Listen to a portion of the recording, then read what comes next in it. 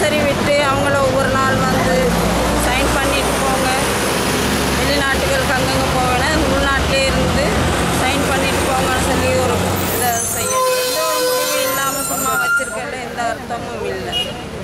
அதனால் மிகவும் தாழ்மையுடன் கேட்குறேன், பொதுமக்களை விடுதலை செய்யுமா. உங்களோட பேர் என்ன? தனலட்சுமி. தனலட்சுமி.